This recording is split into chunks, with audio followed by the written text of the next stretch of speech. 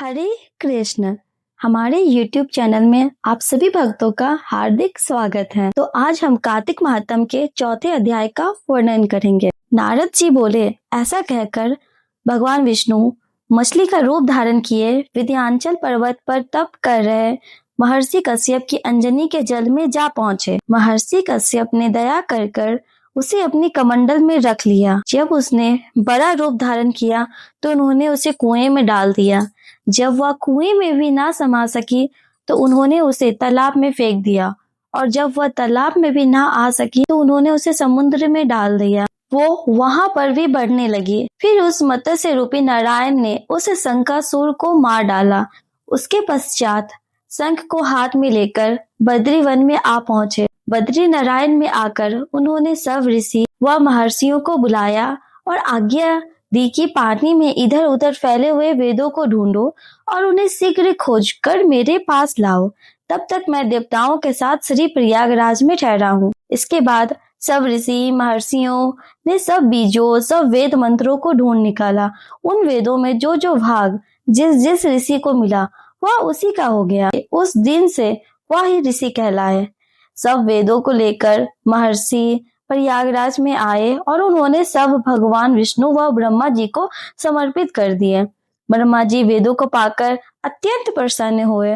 उन्होंने देवताओं और ऋषियों के साथ अश्वमेध यज्ञ किया। यज्ञ के अंत में देवता, गंधर्व, यक्ष, नाग भगवान विष्णु को दंडवत कर प्रार्थना करने लगे और देवताओं ने कहा, हे देव, हे जगन्नाथ, हे प्रभु, हमारी प्रार्थना सुनिए।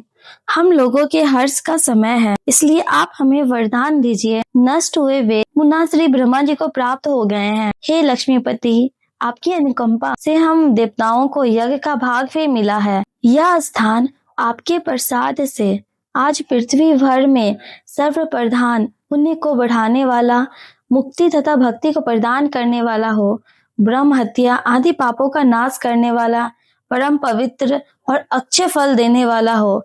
यह वरदान हमें दीजिए। भगवान विष्णु ने कहा, जो कुछ आप लोगों ने कहा है वह मेरी भी इच्छा है। जैसा आप लोगों ने कहा है कि यह स्थान आज से ब्रह्म क्षेत्र के नाम से पुकारा जाएगा। इस स्थान पर गंगा जी व सूर्यपुत्री यमुना का भी संगम होगा। मैं श्री ब्रह्मा जी सहित यहाँ पर निवास करूंगा। यहाँ पर किया हुआ जप, तप तथा दान महान फलदायक होगा। पहले जन्म में किए हुए पाप, ब्रह्म हत्या आदि भी इस तीर्थराज में स्नान करने से नष्ट हो जाएंगे।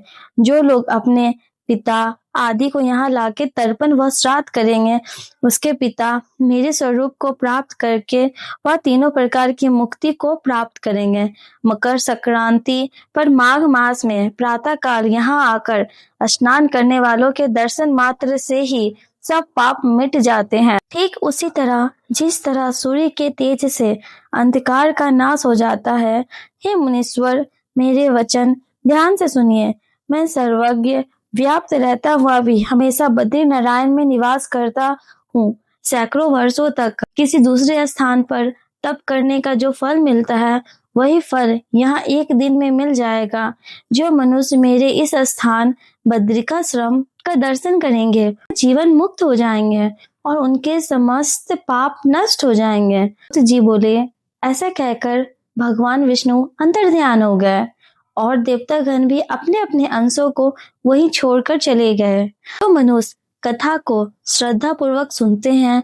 वह श्री प्रयागराज व बद्रिकाश्रम जाने व स्नान करने के समान फल को प्राप्त करते हैं। इति श्री कार्तिक महात्म चतुर्थ अध्याय संपूर्ण।